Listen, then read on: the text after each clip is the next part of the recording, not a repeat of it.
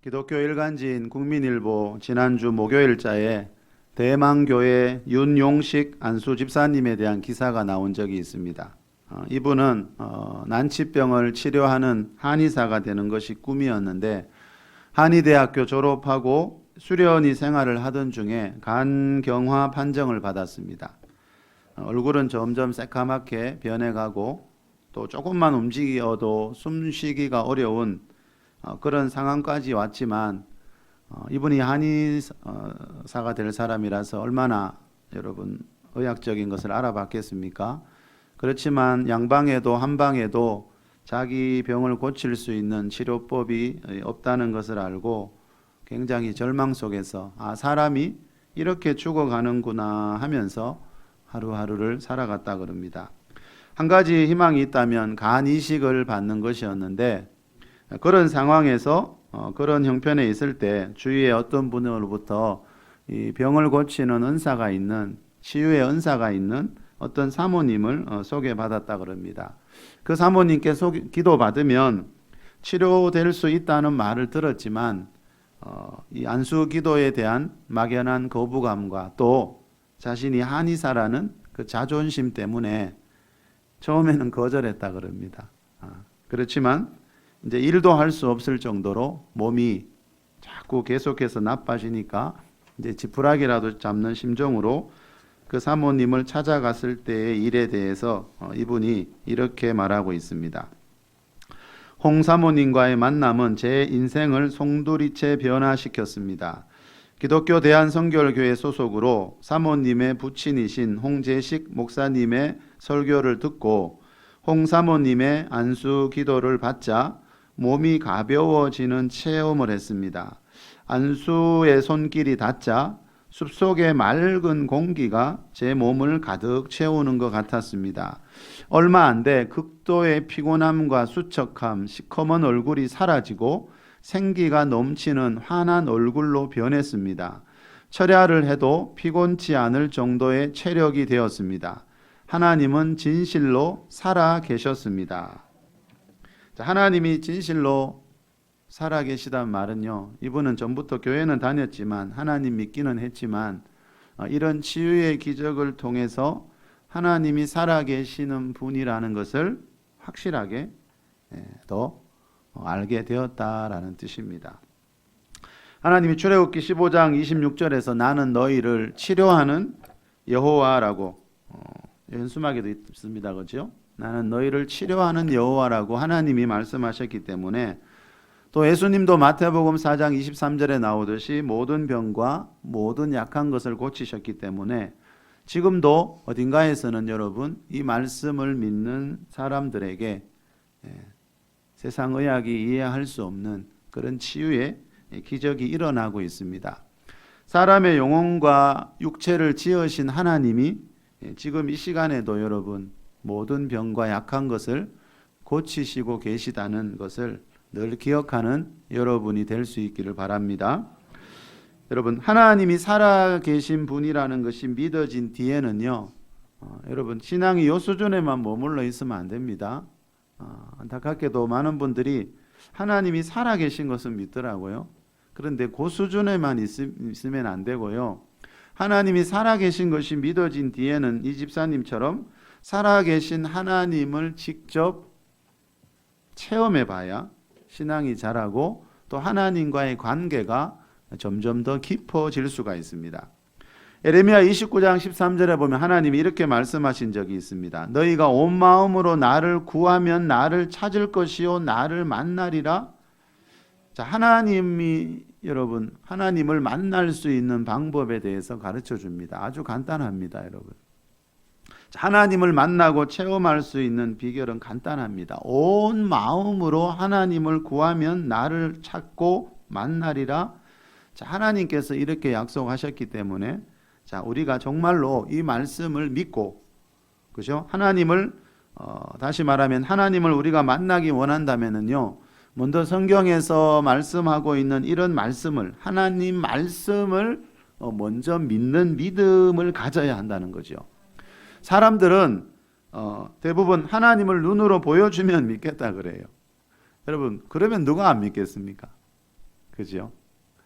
자, 사람들은 하나님을 눈으로 보면 믿겠다고 하지만 하나님은 먼저 하나님의 말씀을 믿어야 하나님의 말씀을 믿는 사람들에게 이 자신을 나타내는 분이라는 겁니다. 여러분, 어느 나라든지 대통령을 만나기 위해서는요, 여러분 대통령 만나보셨어요? 우리나라 대통령? 그 대통령이 살고 계신 곳에 가서. 자, 어느 나라든지요, 대통령을 만나기 위해서는요, 그 나라에서 정해놓은 절차와 법을 따라야 합니다. 그렇듯이 하나님을 만나기 위해서는 하나님이 정해놓은 법을 따라야 합니다. 자, 하나님 나라의 법은 뭔가 하면요, 먼저 하나님을 만나기 위해서는 하나님이 살아계신 것을 믿어야 하고요, 또 그것이 전부가 아니고 하나님의 말씀을, 하나님이 성경에서 하신 이 말씀을 믿으면 자, 하나님을 만나게 된다라는 겁니다. 자, 여러분, 사람이 이 세상 살면서 아까 어떤 아이가 그랬죠.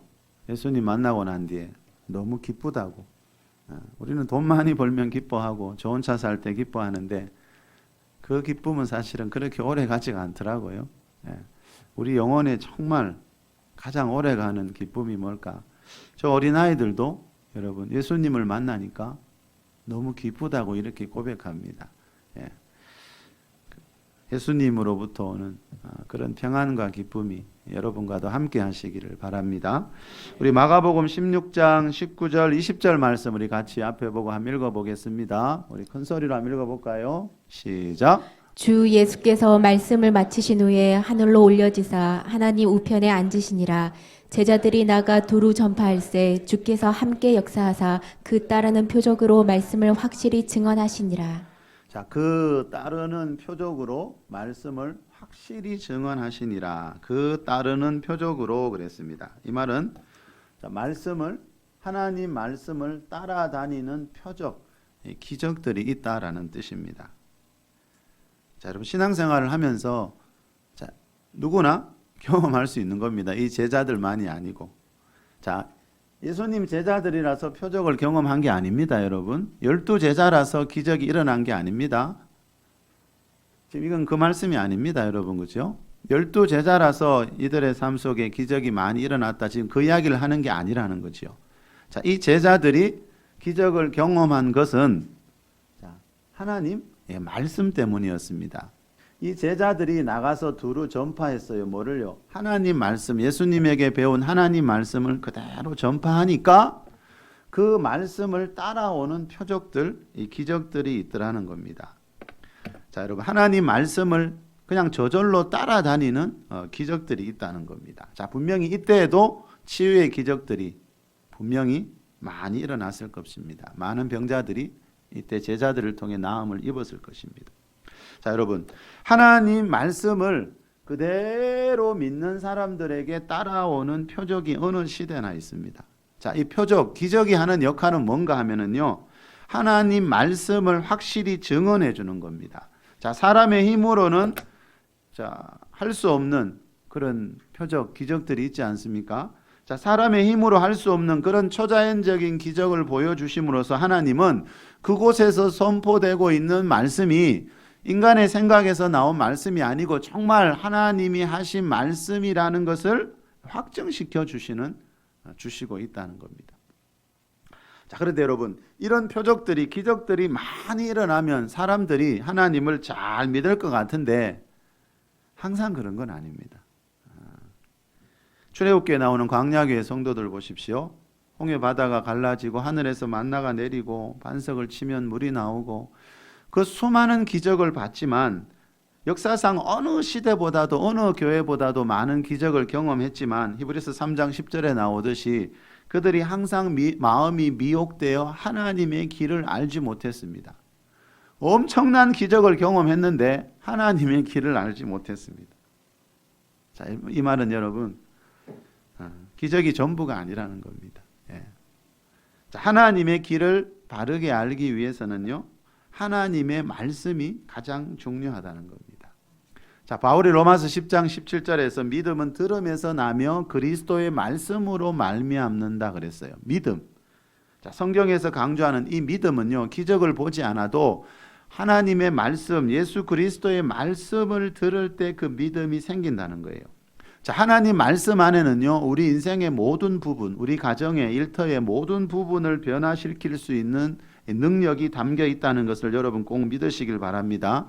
그래서 신앙생활은요, 기적을 쫓아다니는 게 아니고요, 하나님 말씀을 따라가는 겁니다. 하나님 말씀을 따라가다 보면 그 말씀에 따라오는 기적들을 내 가정에서, 일터에서, 아까 이 한의사처럼 내 삶을 통해서 경험하게 되는 겁니다. 송기철 장로님이 쓴 기적을 일으키는 믿음, 기적을 일으키는 믿음이라는 책 표지에 보면 이런 말이 나옵니다. 말씀대로 이루어진다고 믿는 자에게 기적은 반드시 일어난다. 왜요?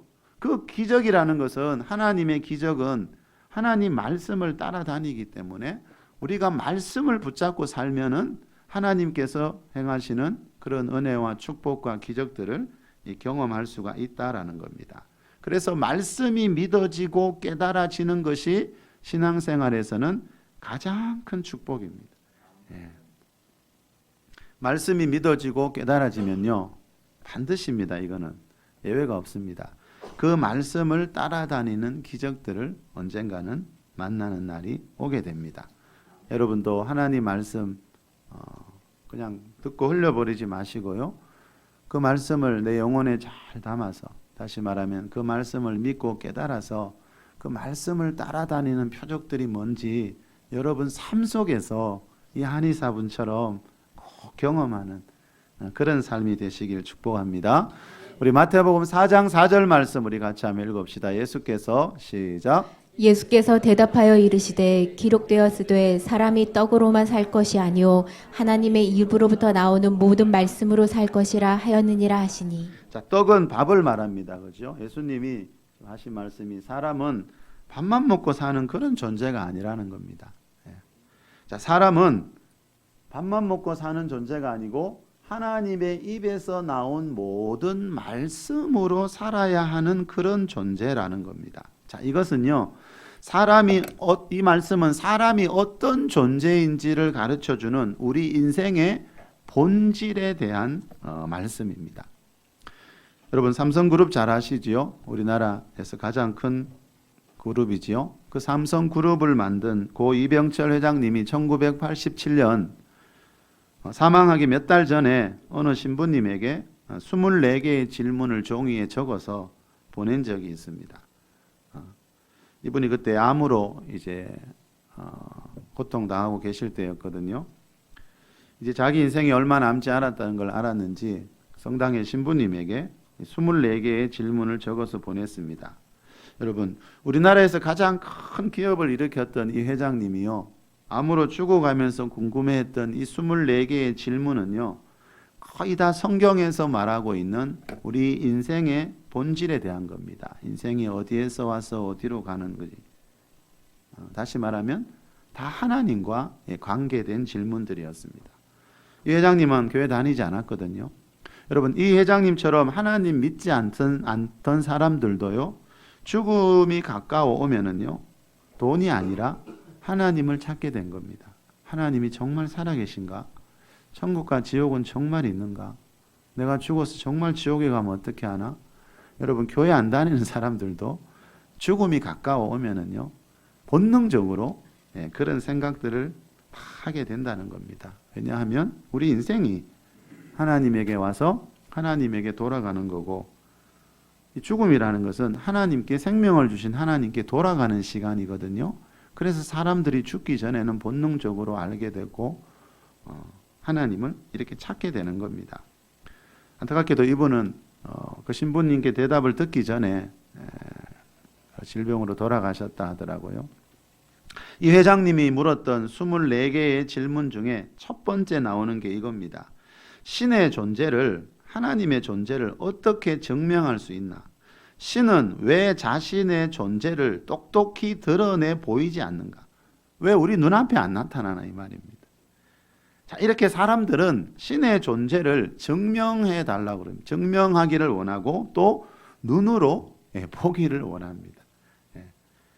자, 그러나 성경에서 말하는 하나님은요, 이성적으로 과학적으로 증명할 수 있는 그런 하나님이 아닙니다. 그리고 하나님은 우리가 하나님을 보기 전에 먼저 하나님을 믿으라고 이렇게 말씀합니다.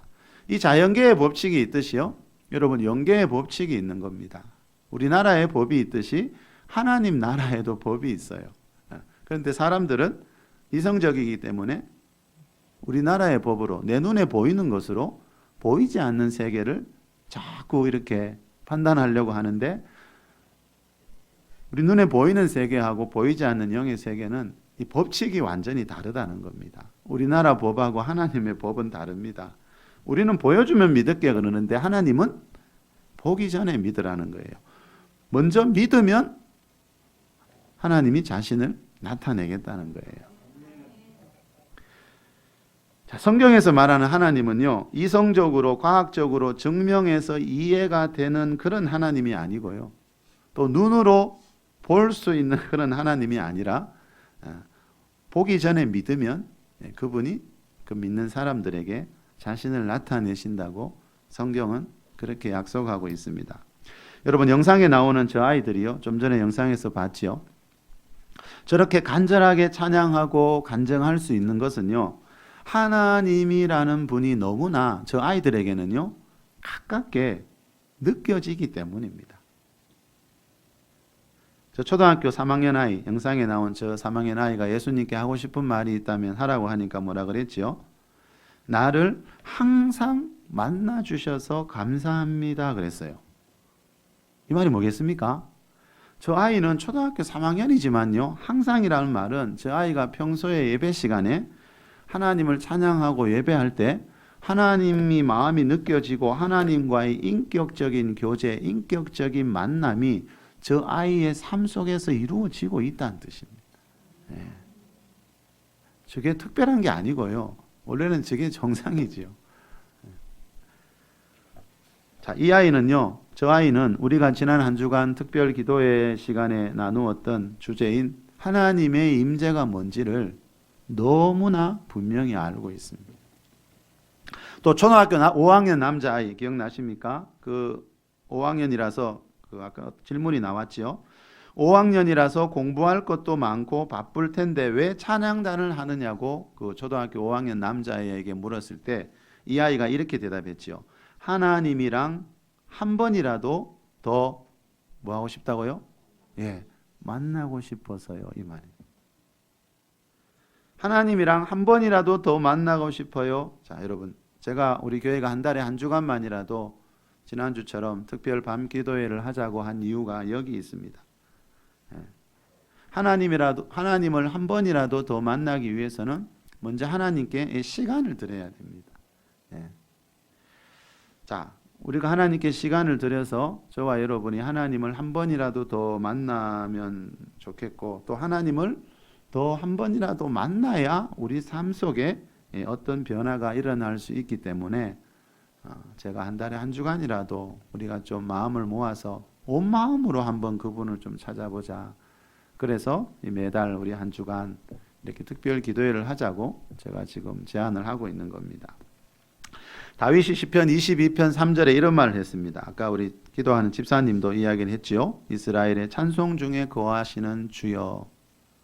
자, 하나님은 하나님을 믿는 이스라엘 백성들 찬송하는 가운데 거하고 계시다는 거예요. 다윗은 그걸 알고 있었습니다. 자, 그 초등학교 5학년 남자아이가요, 찬양단을 하면서 하나님을 한 번이라도 더 만나고 싶다는 말을 하는 이유는요, 이 아이는 평소에 다윗처럼 그 찬송 중에 거하시는 주님을 만나고 있었기 때문이에요. 여러분, 초등학생들도 만나는 하나님이라면, 그죠? 어른들도 분명히 만날 수가 있겠지요. 요한복음 4장 24절에 보면 예수님이 하나님은 영이시니 예배하는 자가 영과 진리로 예배할지라 그랬죠. 하나님이 영이시라는 말이 중요합니다. 하나님은 왜 우리 눈에 안 보이나 하면요, 우리처럼 이런 육체가 없습니다. 하나님은 영이시기 때문에 내 육체의 눈으로는 하나님이 보이지가 않습니다. 자, 하나님은 영이시니 그래서 예배하는 자도 영과 진리로 예배할지니라 그랬습니다. 자, 하나님이 사람을 창조하실 때 영을 주셨거든요. 이 영을 주신 이유가 뭔가 하면 영이신 하나님을 예배하고 하나님과 교제하기 위해서예요. 자, 동물들은 하나님과 교제를 못합니다. 그렇죠? 왜요? 동물들에게는 영이 없습니다. 혼이 있고 몸은 있는데 사람처럼 영이 없기 때문에 동물들은 하나님하고 교제할 수가 없습니다. 데살로니가 전서 5장 23절에 나오듯이 사람은 영과 혼과 몸으로 되어 있습니다. 사람 몸 안에는, 여러분 몸 안에는요, 혼만 있는 게 아니고요, 영도 있습니다. 혼은 뭐라 그랬죠? 마음과 이 정신을 말합니다. 자, 그런데 여러분, 내 몸 안에요, 내 혼만 있는 게 아니고요, 또 영이라는 것도 있는데 그 영이 진짜 나라는 거예요. 하나님은 사람을 만드실 때 영을 가진 영적인 존재로 만드셨어요. 영이 가장 중요해요. 안타깝게도 수많은 사람들이요, 자기 몸이 죽는 순간에 자기 몸 안에 영이 있다는 것을, 자기 몸이 지옥에 들어가는 그때 내 몸 안에 영이 있다는 것을 그때서야 알게 됩니다. 그러나 그때는 너무 늦었습니다, 여러분. 자, 모든 사람의 몸 안에 영이 있지만 사람들이 왜 느끼지 못하는가 하면은요, 왜 내 몸 안에 내 마음이 있다는 건 아는데, 혼이 있다는 건 아는데 내 영이 있다는 건 모르느냐 하면은요, 영이 있기는 있지만 영이 전혀 기능을 하지 못하는 죽은 상태로 있기 때문에 사람들은 영을 가지고 있지만 영을 느끼지 못하고 있는 거예요. 자, 이 세상에 여러분 수많은 민족이 있고 수많은 인구가 있지만, 다양한 사람이 있는 것 같지만 사실은 딱 두 종류의 사람이 있습니다. 자, 영이 살아있는 사람이 있고 영이 죽은 사람이 있습니다. 자, 하나님은 영이시기 때문에요, 사람을 창조하실 때 이 사람과 교제하기 위해서 영을 주셨고요, 그 영이 진짜 나의 모습이에요. 여러분이 지금 저의 몸을 보고 있어요. 이 몸은 진짜 제가 아닙니다, 여러분. 이 몸 안에 있는 영이 진짜 나의 모습이라는 거예요. 케네스 에긴 목사님 말대로 표현하면 사람은 영인데 혼을 가지고 있고 몸 안에 살고 있을 뿐이에요. 자, 사람은 영을 가진 영적인 존재이기 때문에요, 영이신 하나님을 예배할 수 있고, 저 어린 아이들이 영이 살아있기 때문에 그 영이신 하나님을 느끼면서 그 영이신 하나님과 교제하고 있는 거예요. 영이 자랄수록요, 영도 우리 육처럼 이 자라는 단계가 있거든요. 또 영이 많이 자란 사람들일수록요, 저 어린 아이들이 비록 육의 나이는 어리지만요, 제가 볼 때 영의 나이는 그렇지 않은 것 같아요. 자, 영이 자란 사람들일수록요, 이 하나님의 임재를 다윗처럼 찬송 가운데 거하시는 그 하나님의 임재를 더 깊이 경험하게 됩니다. 여러분, 저 아이들이 연기자도 아니고요, 하나님이 느껴지지 않는다면 어떻게 저런 표정으로 찬양을 하고 저런 표정으로 간증을 할 수 있겠습니까? 자, 저 아이들만이 아니고요, 영을 가진 사람이라면 누구나 영이신 하나님과 친밀한 교제를 나눌 수가 있습니다. 자, 그렇지만 좀 전에 말씀드린 대로 사람들이 하나님을 알지 못하고 느끼지 못하는 이유는요, 영이신 하나님을 알지 못하고 믿지 않는 이유는 죄로 인해 내 안에 있는 영이 죽은 상태로 있기 때문입니다. 자, 하나님이 창조한 최초의 사람, 창세기 보니까 아담과 하와라고 나옵니다. 그런데 이 아담과 하와가 하나님과의 친밀한 교제 속에 살다가 어느 날 죄를 지었지요. 그 죄의 결과로 영이 죽었습니다. 자, 죄가 무서운 게 사람의 영을 죽게 했습니다. 자, 이 죄의 결과로 영이 죽으면서 우리 마음과 정신이 타락했고요, 우리 몸에는 가난과 질병이라는 저주가 찾아왔습니다. 자, 영이 죽었다는 말은요, 영이신 하나님과의 교제가 끊어졌다는 겁니다. 하나님은 영이신데 영을 가지고는 있지만 이 영이 죄로 인해 죽어버리니까, 기능을 못하니까 그 영이신 하나님을 느끼지 못하고 하나님과의 관계가 단절돼 버리는 겁니다. 자, 이렇게 죄의 결과로 사람과 하나님 사이의 관계가 끊어졌는데, 이 관계를 회복시켜 주기 위해서 하나님이 그래도 하나님의 형상대로 지음받은 사람을 사랑하셔서 다시 한번 기회를 주신 것이 뭡니까? 하나님의 아들 예수 그리스도의 십자가입니다. 자, 죄로 인해 여러분 하나님과의 끊어진 관계를 회복시켜 주기 위해서 하나님의 아들 예수님이 성탄절에 이 세상에 오셔서 우리 죄를 위해 십자가에서 피 흘려 주심으로 우리가 하나님과의 관계를 다시 회복할 수 있는 길이 열린 겁니다. 그래서 이 예수님의 십자가를 우리가 몇 주 전에 살펴봤지요. 하나님과 우리 사이를 화목하게 하는 일을 하셨다라고 성경에는 말씀하고 있습니다. 자, 우리 고린도전서 15장 3, 4절 우리 같이 한번 읽어봅시다. 성경 66권을 두 절로 요약하면 요겁니다, 여러분. 이게 가장 중요한 말씀이라 그랬죠. 시작. 내가 받은 것을 먼저 너희에게 전하였노니 이는 성경대로 그리스도께서 우리 죄를 위하여 죽으시고 장사 지낸 바 되었다가 성경대로 사흘 만에 다시 살아나사. 자, 성경 66권을 두 절로 요약해 놓은 게 요겁니다, 여러분. 3절에서는 예수님의 십자가를 이야기하고 있습니다. 예수님이 십자가에서 우리 죄를 위해서 못 박혀 죽으셨고요. 4절에서 말하는 것은 십자가에 죽으셨다가 장사 지낸 바 되셨다가 성경에 예언한 대로 사흘 만에 다시 부활하셨다. 자, 이 십자가와 부활, 이게 성경 66권이 말하는 핵심입니다. 자, 그리스도께서 우리 죄를 위하여 죽으시고, 예수님이 자기 죄가 있어서 죽으신 게 아니고, 그죠? 우리 죄를 위하여 죽으시고 라는 말씀이 나옵니다. 자, 예수님이 죄로 인해 영원한 사망의 길로 가고 있는 우리를 죄에서 구원해 주기 위해서 이 세상에 오셔서 우리 대신 우리가 지은 죄에 대한 값을 이 십자가에서 대신 치루어 주신 겁니다. 자, 이 십자가에 달리신 예수 그리스도가 하나님의 아들이라는 가장 분명한 증거가 뭔지 아십니까, 여러분? 그게 4절입니다. 자, 예수님이 그 성탄절에 오셔서 이 십자가에서 죽으신 이 예수님이 하나님의 아들이라는 가장 분명한 증거는요, 4절에서 말하는 것처럼 장사 지낸 바 되었다가 사흘 만에 다시 살아나신 거, 부활하신 거. 자, 이것이 바로 이 예수님이 하나님의 아들이라는 증거입니다.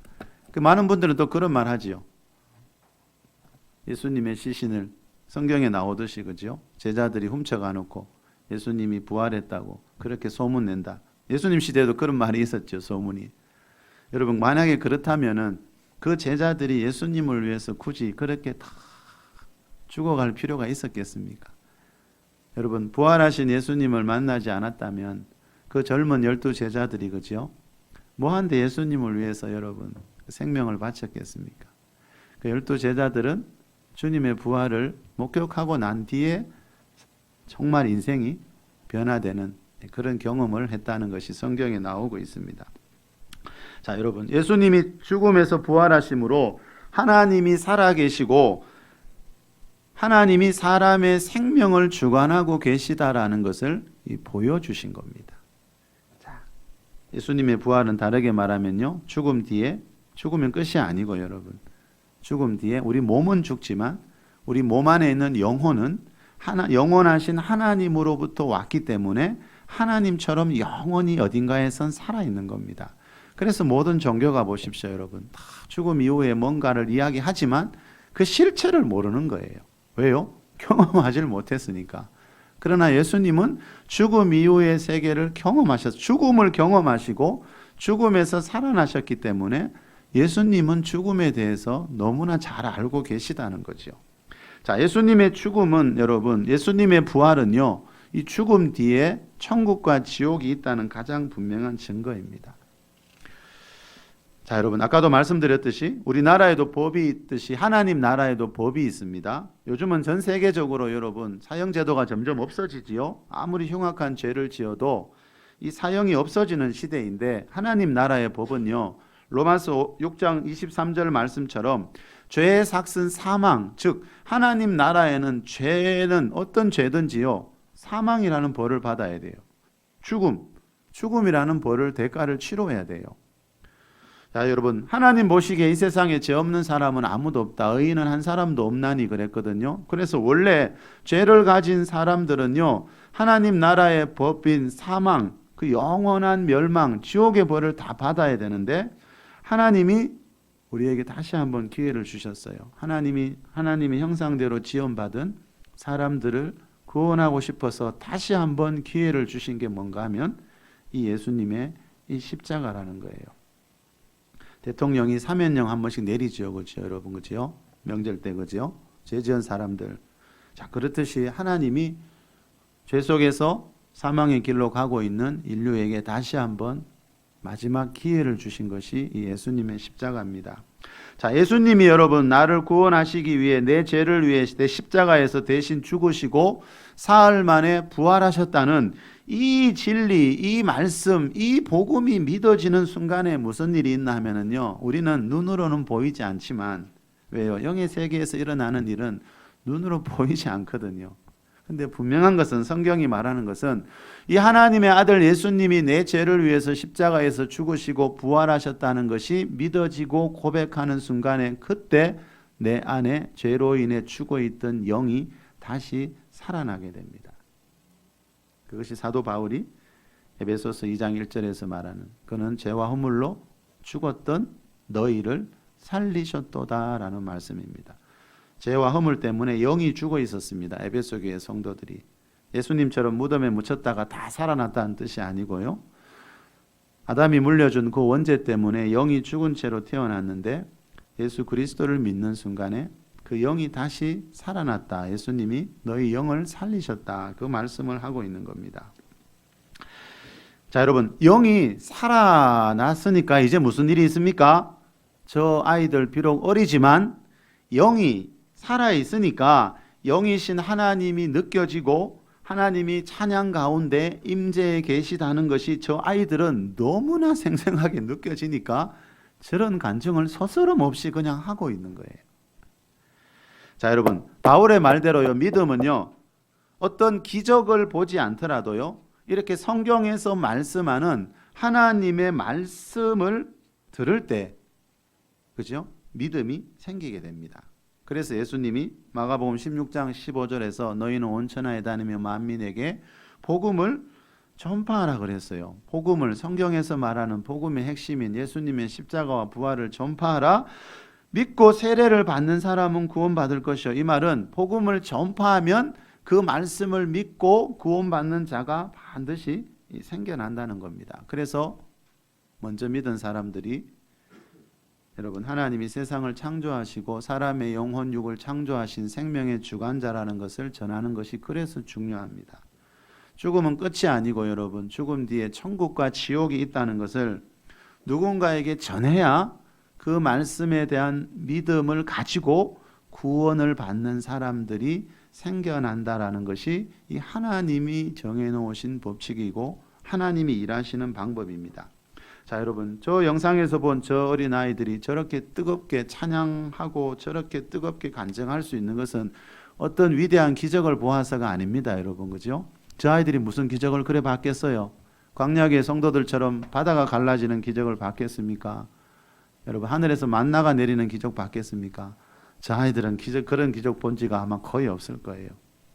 그런데 여러분, 어떻게 저런 믿음을 가졌을까요? 성경에서 말씀하는 예수 그리스도께서 나를 사랑하셔서 십자가에서 피 흘려 죽으시고 3일 만에 부활하신 하나님의 아들이라는 그 복음, 그 말씀이 믿어지기 때문에 저 아이들이 지금 저런 모습으로 하나님을 예배하고 있는 겁니다. 여러분, 하나님 말씀을 믿을 때요, 죄로 인해 죽어있던 영이 다시 살아나고요. 자, 여러분, 영이 다시 살아나니까, 영의 눈이 열리니까 이전에 보이지 않던 영의 세계가 보이고 느껴지고, 그러면 저 아이들처럼 저런 예배자가 될 수 있습니다. 자, 오늘 본문 우리 들어가 봅시다. 1장 31절 우리 같이 한번 읽어봅시다. 누가복음 1장 31절 시작. 보라, 내가 잉태하여 아들을 낳으리니 그 이름을 예수라 하라. 자, 2000년 전에, 지금부터 2019년 전에, 그죠? 천사가 이스라엘의 갈릴리 나사렛 지방에 살고 있는 마리아에게 가서 한 말입니다. 보라, 네가 잉태하여 아들을 낳게 될 것이니까 그 이름을 예수라 해라. 자, 예수란 말은 구원자라는 뜻입니다. 자, 네가 아기를 낳게 될 거라는 겁니다. 자, 이 말을 듣고 이 마리아가 어떻게 대답했습니까? 34절로 내려가 봅시다. 시작. 마리아가 천사에게 말하되 나는 남자를 알지 못하니 어찌 이 일이 있으리이까. 나는 아직 남자와 관계를 한 적이 없는데 어떻게 내가 아이를 낳을 수 있느냐 이 말입니다. 많은 사람들이 못 믿겠다고 하는 게 이거지요. 예. 어떻게 여자 혼자서 마리아 혼자서 임신을 할 수 있느냐는 겁니다. 자, 천사가 그 방법을 35절에서 가르쳐 주고 있습니다. 시작.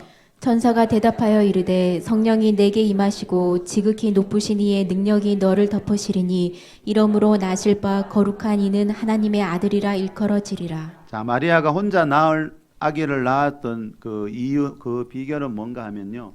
성령이 네게 임하시고 그랬습니다. 자, 이 성령은 하나님의 영이십니다. 그죠? 성경에서 말하는 하나님은 자, 성부 하나님과 성자 예수님, 성령 하나님, 이 삼위일체 하나님입니다. 그죠? 자, 예수님은 하나님의 성부 하나님의 아들이고요. 성령님은 하나님의 영이십니다. 자, 이 세상을 창조하실 때부터 이 삼위일체 하나님은 함께 계셨고, 아니죠. 이 세상 창조하기 전부터 함께 계셨고, 이 세상을 창조하실 때 함께 창조하셨다는 뜻입니다. 제 말은. 그리고 이 삼위일체 하나님은 성경에 보니까 스스로 계신 분이다. 우리 인간이 이해하기는 사실은 어려운 겁니다. 이성적으로. 그 영의 세계에 계신 영이신 하나님을 우리가 어떻게 다 여러분 인간의 이 짧은 이성으로 이해를 하겠습니까? 자, 분명히 성경은 이 삼위일체 하나님을 이야기하고 있습니다. 근데 여러분, 이 마리아는요, 남자와의 관계를 통해서 여러분 아기를 낳은 게 아니고요. 예수를 낳은 게 아니고요. 지극히 높으신 하나님의 영이신 성령이 임하셔서, 다시 말하면 성령의 능력으로 성령께서 생명의 씨앗을 주셔서 마리아 혼자 임신을 하게 되었다라는 뜻입니다. 자, 우리 마지막 37절 8절로 내려가 봅시다. 시작. 대저 하나님의 모든 말씀은 능하지 못하심이 없느니라. 마리아가 이르되 주의 여종이오니 말씀대로 내게 이루어지이다 하매 천사가 떠나가니라. 자, 여러분, 마리아도 처음에는 남자를 알지 못하는 내가 어떻게 아이를 가질 수 임신할 수 있느냐 이렇게 말했지만요.